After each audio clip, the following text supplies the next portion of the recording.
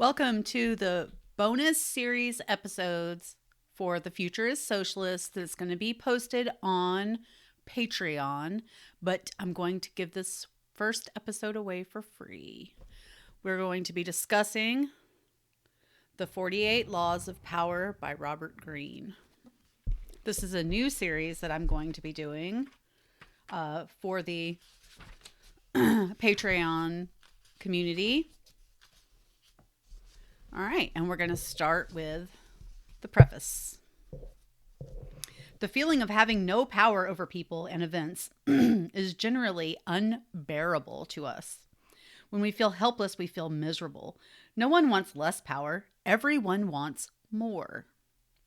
In the world today, however, it is dangerous to seem too power hungry, to be overt with your power moves. We have to seem fair and decent, so we need to be subtle, congenial yet cunning, democratic yet devious. This game of constant duplicity most resembles the power dynamic that existed in the scheming world of the old aristocratic court. Throughout history, a court has always formed itself around the person in power: king, queen, emperor, leader. The courtiers who filled this court were in an especially delicate position.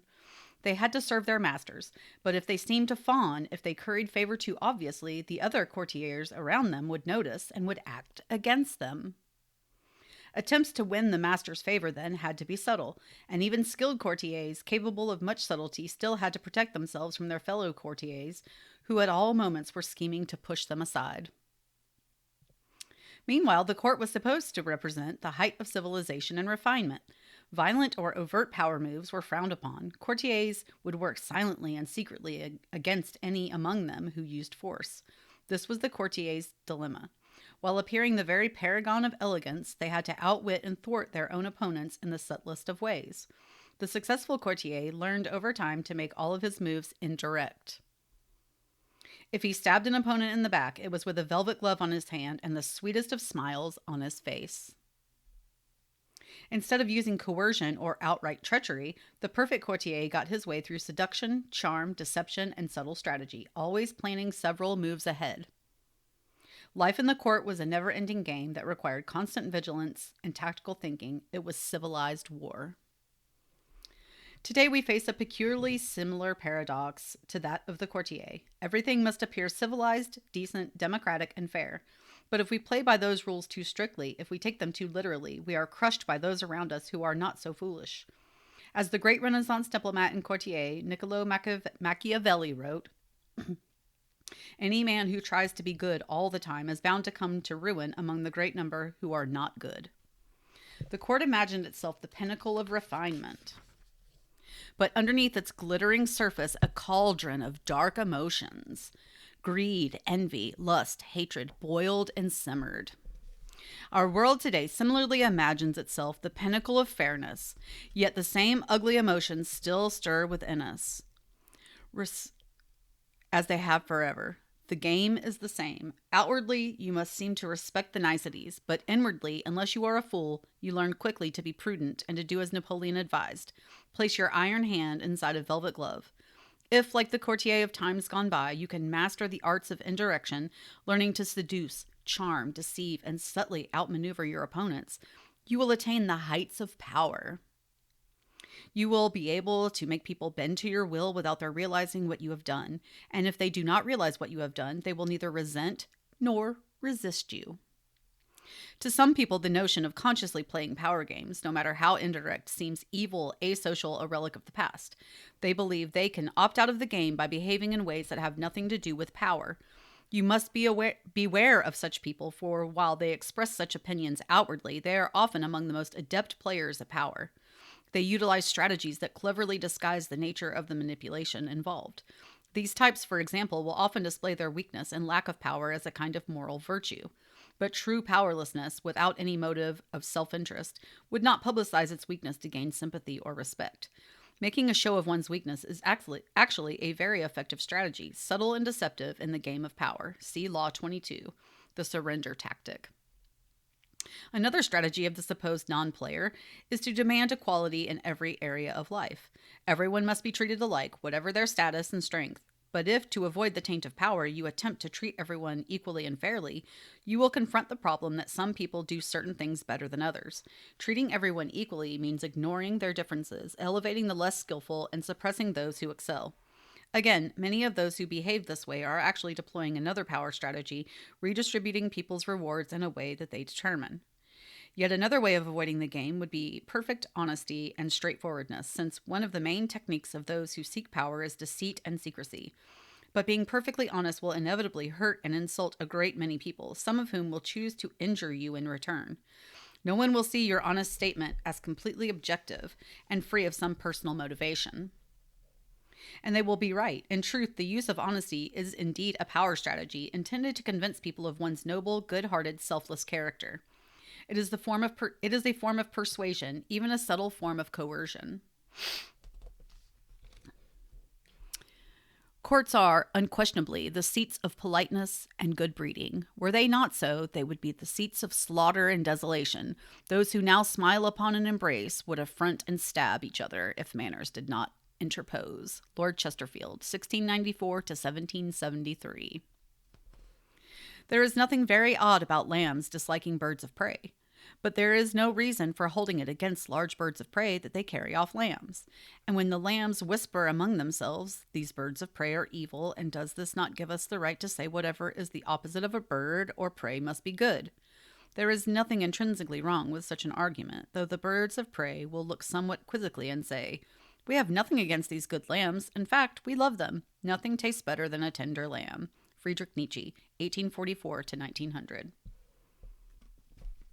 Finally, those who claim to be non-players may affect an air of naivete to protect them from the accusation that they are after power. Beware again, however, for the appearance of naivete can be an effective means of deceit. See Law 21. Seem dumber than your mark.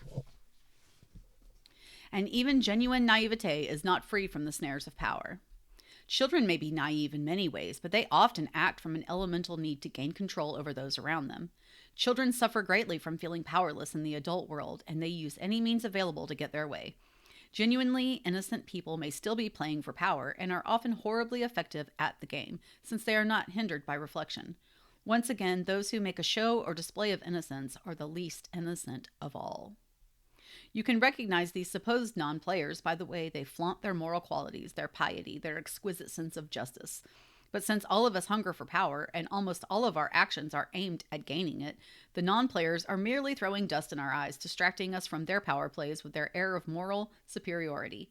If you observe them closely, you will see, in fact, that they are often the ones most skillful at indirect manipulation, even if some of them practice it unconsciously, and they greatly resent any publicizing of the tactics they use every day. If the world is like a giant scheming court and we are trapped inside it, there is no use in trying to opt out of the game. That will only render you powerless, and powerlessness will make you miserable. Instead of struggling against the inevitable, instead of arguing and whining and feeling guilty, it is far better to excel at power. In fact, the better you are at dealing with power, the better friend, lover, husband, wife, and person you become. By following the route of the perfect courtier, see Law 24, you learn to make others feel better about themselves, becoming a source of pleasure to them. They will grow dependent on your abilities and desirous of your presence. By mastering the 48 laws in this book, you spare others the pain that comes from bungling with power, by playing with fire without knowing its properties. If the game of power is inescapable, better to be an artist than a denier or a bungler. The only means to gain one's ends with people are force and cunning. Love also, they say, but that is to wait for sunshine, and life needs every moment. Johann von Goethe, 1749 to 1832. The arrow shot by the archer may or may not kill a single person, but stratagems devised by a wise man can kill even babes in the womb.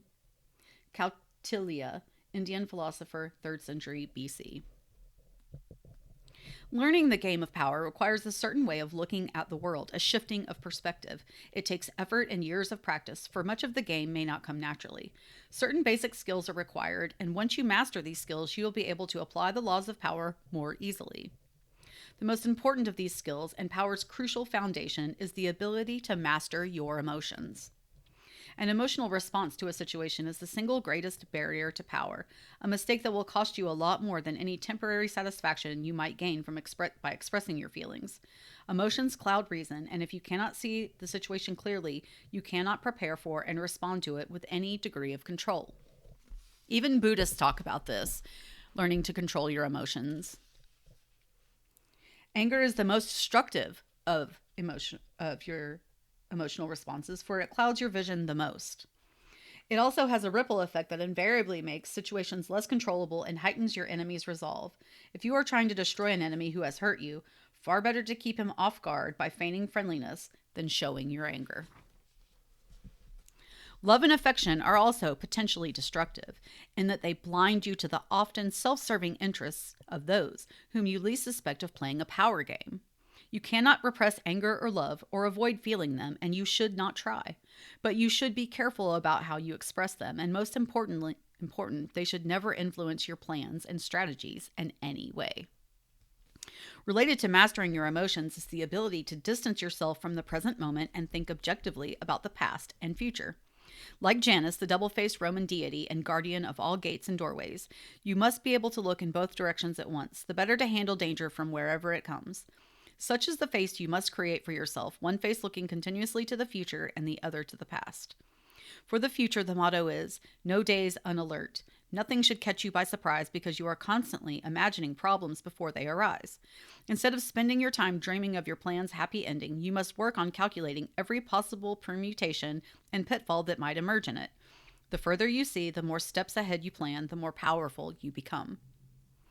The other face of Janus looks constantly to the past. Although not to remember past hurts or bear grudges, that would only curb your power. Half of the game is learning how to forget those events in the past that eat away at you and cloud your reason. The real purpose of the backward glancing eye is to educate yourself constantly. You look at the past to learn from those who came before you. The many historical examples in this book will greatly help that process. Then, having looked to the past, you look closer at hand to your own actions and those of your friends. This is the most vital school you can learn from because it comes from personal experience. You begin by examining the mistakes you have made in the past, the ones that have most grievously held you back. You analyze them in terms of the 48 laws of power, and you extract from them a lesson and an oath. I shall never repeat such a mistake. I shall never fall into such a trap again. If you can evaluate and observe yourself in this way, you can learn to break the patterns of the past, an immensely valuable skill. Power requires the ability to play with appearances. To this end, you must learn to wear many masks and keep a bag full of deceptive tricks. Deception and masquerade should not be seen as ugly or immoral. All human interaction requires deception on many levels, and in some ways, what separates humans from animals is our ability to lie and deceive. In Greek myths, in India's Mahabharata cycle, and the Middle Eastern epic of Gilgamesh, it is the privilege of the gods to use deceptive arts. A great man, Odysseus, for instance, was judged by his ability to rival the craftiness of the gods, stealing some of their divine power by matching them in wits and deception. Deception is a developed art of civilization and the most potent weapon in the game of power. I thought to myself, with what means, with what deceptions, with how many varied arts, with what industry a man sharpens his wits to deceive another. And through these variations, the world is made more beautiful. Francesco Vittori, contemporary and friend of Machiavelli, early 16th century. Oops, so sorry.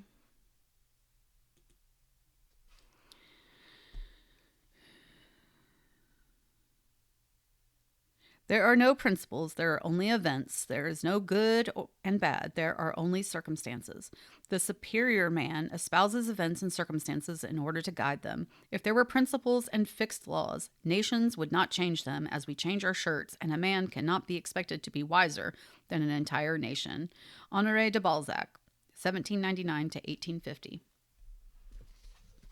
You cannot succeed at deception unless you take a somewhat distanced approach to yourself. Unless you can be many different people wearing the mask that the day and the moment require. With such a flexible approach to all appearances, including your own, you lose a lot of the inward heaviness that holds people down. Make your face as malleable as the actors. Work to conceal your intentions from others. Practice luring people into traps. Playing with appearances and mastering arts of deception are among the aesthetic pleasures of life. They are also key components in the acquisition of power. If deception is the most potent weapon in your arsenal, then patience in all things is your crucial shield. Patience will protect you from making moronic blunders. Like mastering your emotions, patience is a skill. It does not come naturally. But nothing about power is natural. Power is more godlike than anything in the natural world. And patience is the supreme virtue of the gods, who have nothing but time. Everything good will happen. The grass will grow again if you give it time and see several steps into the future. Impatience, on the other hand, only makes you look weak. It is a principled impediment to power. Power is essentially amoral, and one of the most important skills to acquire is the ability to see circumstances rather than good or evil. Power is a game. This cannot be repeated too often. And in games, you do not judge your opponents by their intentions, but by the effect of their actions. You measure their strategy and their power by what you can see and feel. How often are someone's intentions made the issue only to cloud and deceive? What does it matter if another player, your friend or rival, intended good things and had only your interests at heart, if the effects of his action led to so much ruin and confusion? It is only natural for people to cover up their actions with all kinds of justifications, always assuming that they have acted out of goodness. You must learn to inwardly laugh each time you hear this and never get caught up in gauging someone's intentions and actions through a set of moral judgments that are really an excuse for the accumulation of power. It is a game. Your opponent sits opposite you. Both of you behave as a gentleman or ladies, observing the rules of the game and taking nothing personally. You play with a strategy and you observe your opponent's moves with as much calmness as you can muster. In the end, you will appreciate the politeness of those you are playing, with more than their good and sweet intentions. Train your eye to follow the results of their moves, the outward circumstances, and do not be distracted by anything else. Half of your mastery of power comes from what you do not do, what you do not allow yourself to be dragged into. For this skill, you must learn to judge all things by what they cost you. As Nietzsche wrote, the value of a thing sometimes lies not in what one attains with it, but in what one pays for it, what it costs us. Perhaps you will attain your goal, and a worthy goal at that, but at what price? Apply this standard to everything, including whether to collaborate with other people or come to their aid. In the end, life is short. Opportunities are few, and you have only so much energy to draw on. And in this sense, time is as important a consideration as any other. Never waste valuable time or mental peace of mind on the affairs of others. That is too high a price to pay. Power is a social game. To learn and master it, you must develop the ability to study and understand people. As the great 17th century thinker and courtier Balthazar Gracian wrote, many people spend time studying the properties of animals or herbs. How much more important it would be to study those of people with whom we must live or die. To be a master player, you must also be a master psychologist. You must recognize motivations and see through the cloud of dust with which people surround their actions. An understanding of people's hidden motives is the single greatest piece of knowledge you can have in acquiring power. It opens up endless possibilities of deception, seduction, and manipulation. People are of infinite complexity, and you can spend a lifetime watching them without ever fully understanding them. So it is all the more important, then, to begin your education now. In doing so, you must also keep one principle in mind. Never discriminate as to whom you study and whom you trust. Never trust anyone completely and study everyone, including friends and loved ones. Finally, you must learn always to take the indirect route to power. Disguise your cunning. Like a billiard ball that caroms several times before it hits its target, your moves must be planned and developed in the least obvious way. By training yourself to be indirect, you can thrive in the modern court, appearing the paragon of decency while being the consummate manipulator. Consider the 48 Laws of Power a kind of handbook on the arts of indirection. The laws are based on the writings of men and women who have studied and mastered the game of power. These writings span a period of more than 3,000 years and were created in civilizations as disparate as ancient China and Renaissance Italy. Yet they share common threads and themes, together hinting at an essence of power that has yet to be fully articulated. The 48 Laws of Power are the distillation of this accumulated wisdom gathered from the writings of the most illustrious strategists Sun Tzu, Clausewitz, statesmen Bismarck, Talleyrand, courtiers Castiglione, Gracian, seducers Ninon de L'Enclos, Casanova, and con artists, Yellow Kid Weil in history. The laws have a simple premise. Certain actions almost always increase one's power, the observance of the law, while others decrease it and even ruin us, the transgression of the law. These transgressions and observances are illustrated by historical examples. The laws are timeless and definitive. The 48 laws of power can be used in several ways. By reading the book straight through, you can learn about power in general. Although several of the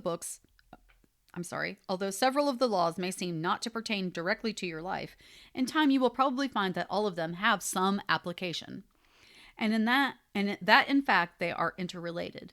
By getting an overview of the entire subject, you will best be able to evaluate your own past actions and gain a greater degree of control over your immediate affairs. A thorough reading of the book will inspire thinking and reevaluation long after you finish it. The book has also been designed for browsing and for examining the law that seems at that particular moment most pertinent to you. Say you are experiencing problems with a superior and cannot understand why your efforts have not led to more gratitude or a promotion. Several laws specifically address the master-underling relationship, and you are almost certainly transgressing one of them. By browsing the initial paragraphs for the 48 laws in the table of contents, you can identify the pertinent law. Finally, the book can be browsed through and picked apart for entertainment, for an enjoyable ride through the foibles and great deeds of our predecessors in power. A warning, however, to those who use the book for this purpose: it might be better to turn back. Power is endlessly seductive and deceptive in its own way. It's a labyrinth. Your mind becomes consumed with solving its infinite problems, and you soon realize how pleasantly lost you have become.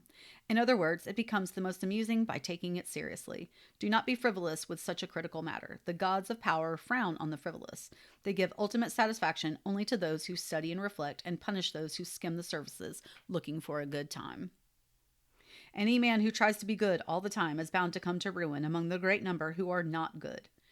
Hence, a prince who wants to keep his authority must learn how not to be good and use that knowledge, and refrain from using it as necessity requires. The Prince, Niccolo Machiavelli, 1469 to 1527. All right, and next time we will get into the first law of power, which is Law 1, never outshine the master. And that will be the next video that I do in this series. All right, thank you for listening. I hope that you will enjoy this new series that I'm doing. This is one of other series that I'm considering doing, maybe one day a week, or just for Patreon. I haven't decided yet. So the show is still a work in progress, and I'm working out all the kinks and trying to make this the best show I can. So thank you so much for listening. I really appreciate your time. And I hope that you find this video enlightening. And I will be back with another video at 4 p.m. Pacific Standard Time every single day, Monday through Friday. Thank you.